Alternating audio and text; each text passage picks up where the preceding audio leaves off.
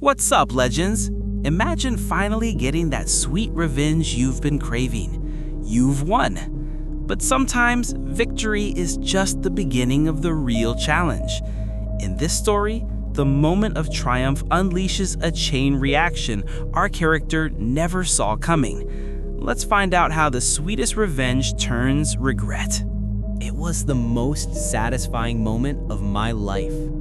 Seeing the look on their face as my plan came together, it was everything I dreamed of for months. I had won. But what nobody tells you is that winning can be the start of a whole new kind of prison. That moment of payback felt incredible, but the regret that came after it completely ruined my life. In this video, I'm going to share how I got my revenge, why it was the biggest mistake I ever made, and the strategies I had to learn to finally escape the anger trap and move on for good. It's wild how a single moment can feel like it just erases a lifetime of trust. For me, that moment happened in a sterile, glass-walled conference room. The person I thought was my closest friend and business partner, Mark, was sitting right across from me.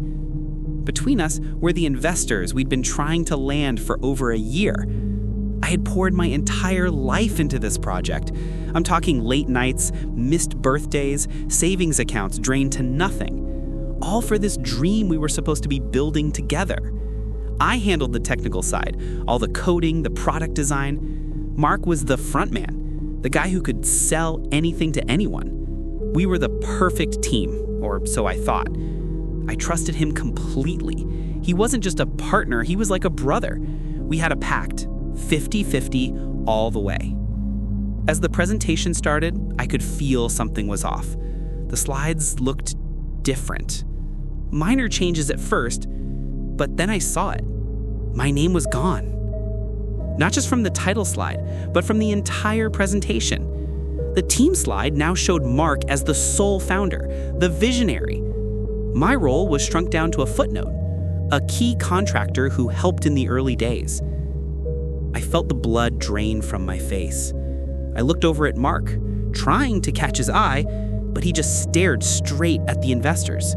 His voice was smooth and confident as he pitched our dream as his dream. He had surgically cut me out. He used my work, my passion, to erase me from my own story. The betrayal was so deep, so complete, it felt like a punch to the gut. When someone you trust breaks that trust, it doesn't just break a promise, it feels like it breaks a part of you. After the meeting, which was a huge success for him, I tried to confront him. He was cold, clinical. "It's just business," he said. The four most soul-crushing words you can hear. The investors wanted a single clear leader. It's better for the company. Better for his company, the one he'd just stolen from me. The next few days were just a blur of helpless rage. Every time I closed my eyes, I saw his smug face in that conference room.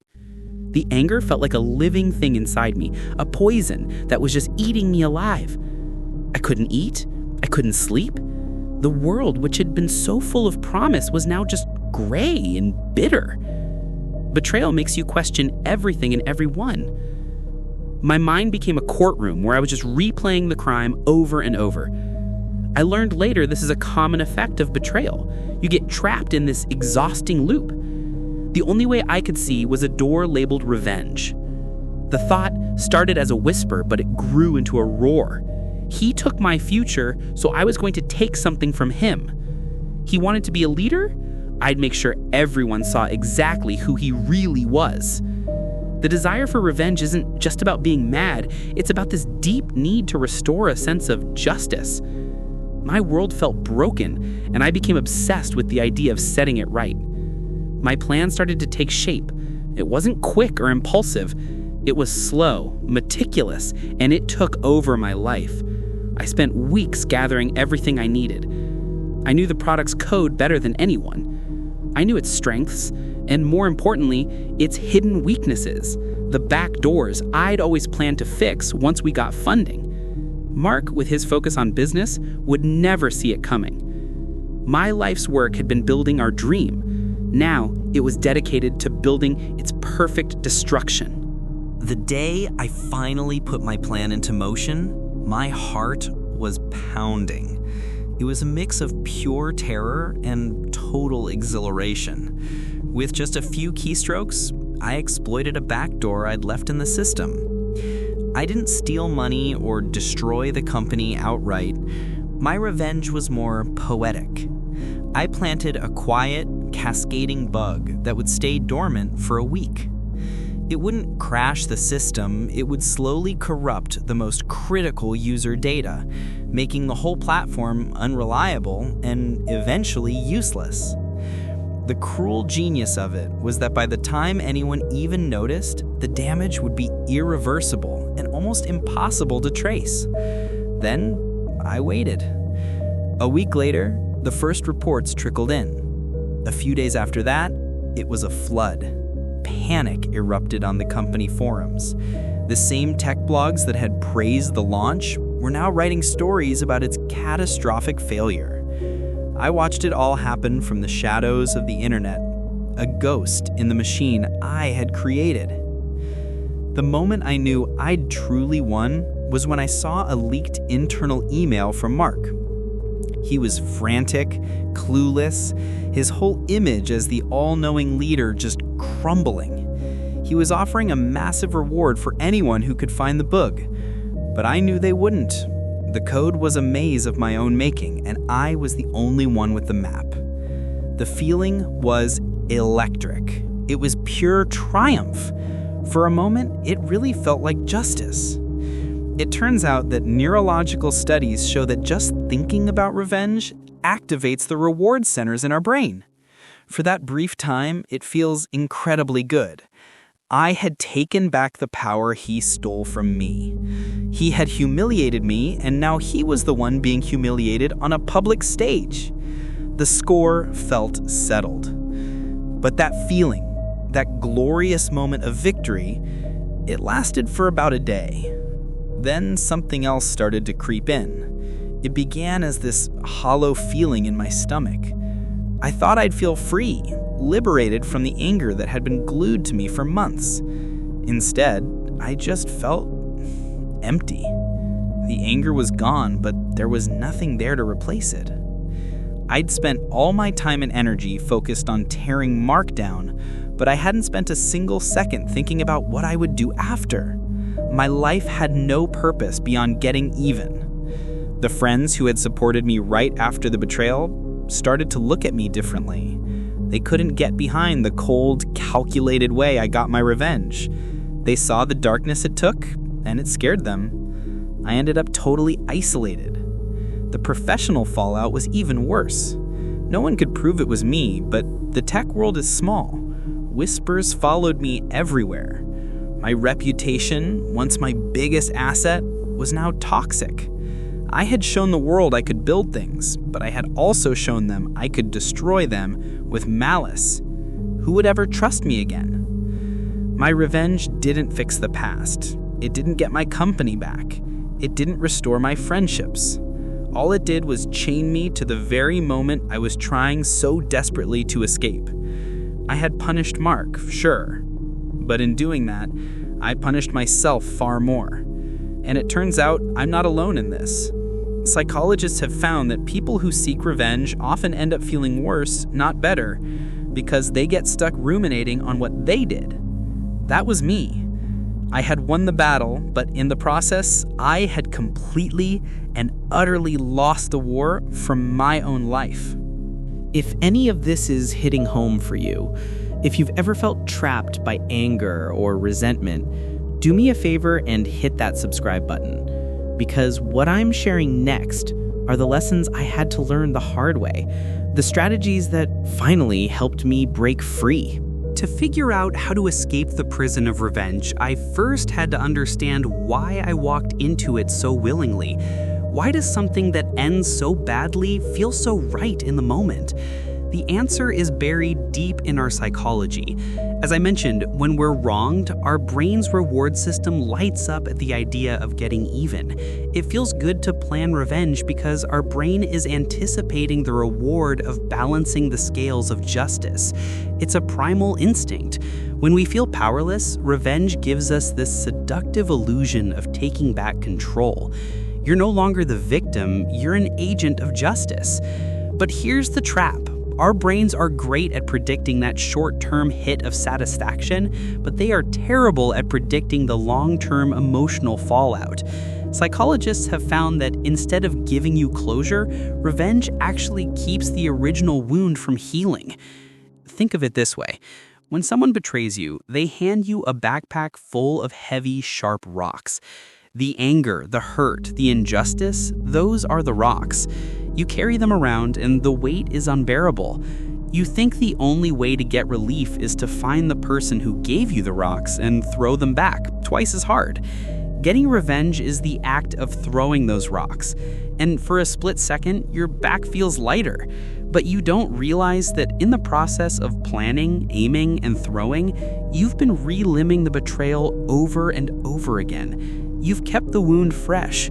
As the philosopher Francis Bacon basically said, a person obsessed with revenge keeps their own wounds from healing. After you've thrown the rocks, you look down and your hands are bleeding. You're exhausted. And the person you threw them at, maybe they're hurt, maybe not. But now they might be picking up rocks to throw back at you, starting a cycle that never ends. And you're still standing in the exact same spot, defined by that one moment, unable to move forward. The act of revenge keeps you emotionally tied to the person who hurt you. You think you're punishing them, but you're just letting them live rent-free in your head, eating up your time, energy, and your life. So, if revenge isn't the answer, what is? How do you put down the backpack of rocks without feeling like you're just letting the other person win? It took me a long time, and honestly, a lot of therapy to figure this out. But I eventually learned that true freedom isn't about payback. It's about taking your power back in a way that actually helps you. Here are the 4 strategies that saved me. First things first, you have to give yourself permission to feel everything. All of it. The anger, the sadness, the confusion, the deep, deep hurt. We're often told to get over it or be the bigger person, which just makes us feel ashamed of our anger. But you can't heal a wound by pretending it isn't there. Trying to suppress these feelings is like trying to hold a beach ball underwater. It takes a ton of energy, and eventually it's gonna pop up when you least expect it. Instead, you have to acknowledge it. Name what you're feeling. Say it out loud or write it down. I am furious. I feel betrayed. I am heartbroken. Journaling is an amazing tool for this. It helps you get the chaos out of your head and onto a page where it feels more manageable. This isn't about dwelling on the pain, it's about processing it. It's the difference between staring at a fire and understanding what's fueling it. My obsession with revenge came from a totally broken definition of winning. I thought winning meant making Mark suffer as much as I did. But that's a game nobody really wins. The real way to win is to shift the focus from them to you. You've probably heard the saying, the best revenge is massive success. It gets thrown around a lot, but it's more than just a clever line. It's a profound shift in your entire mindset. You take all that energy you were pouring into anger and plotting, the late nights, the mental replays, and you reinvest it in your own growth. For me, this was the hardest step. I had to force myself to stop checking up on Mark's company. I had to stop imagining his downfall. I had to start building my own future. I started a small consulting project. I reconnected with old colleagues. I focused on becoming so successful and so fulfilled that what Mark did to me would become an insignificant footnote in my life story, not the headline. Winning isn't about bringing someone else down. It's about raising yourself up so high that they don't even matter anymore. Okay, the word forgiveness can be really triggering, especially when the wound is deep. We think it means we're condoning what they did, saying it's okay, or that we have to let them back into our lives. But that's not what true forgiveness is about. Forgiveness is not for them, it is for you. It's the act of deciding you will no longer be a prisoner of your past. It's choosing to put down that backpack of rocks, not because they aren't heavy, but because you are tired of carrying them. Holding a grudge doesn't hurt the other person. They're probably out there living their life. It only hurts you, keeping you stuck in a cycle of bitterness that can seriously damage your mental and even physical health. You can forgive someone without ever speaking to them again. You can forgive them without letting them back into your life. Forgiveness is an internal act of self-love. It's a declaration that you are taking your freedom back. This might be the most overlooked and maybe the most important step of all. After my revenge, I was drowning in regret. I had become someone I didn't recognize, and I hated the person I saw in the mirror. You have to forgive yourself for not seeing the betrayal coming. You have to forgive yourself for being vulnerable, because vulnerability isn't a weakness. It's how we connect with people in the first place. And most importantly, if you acted on your anger in ways you now regret, you have to forgive yourself for that too. We are all flawed human beings, and we all make mistakes, especially when we are in incredible pain. Acknowledge what you did, take responsibility, but then give yourself the grace to move on. Harboring shame and guilt is just another way of staying chained to the past. Freeing yourself from self-blame is absolutely essential. The desire for revenge is a deeply human feeling. It promises justice and satisfaction, but it's a false promise. The short-lived sweetness of payback is nothing compared to the long, bitter aftertaste of regret. It doesn't heal you, it just digs the wound deeper. True power isn't found in getting even, it's found in healing. It's in acknowledging your pain, redefining your success, and finding the strength to forgive, not for them, but for you. It's about taking back the pen and writing the next chapter of your life, one where the person who hurt you no longer holds any power over you. It's a long road, but it's the only one that leads to real freedom. If you're struggling with feelings of betrayal or an urge for revenge, please know you are not alone. I'd love to hear about your experiences in the comments. Your story might be the one that helps someone else find their way out of the dark.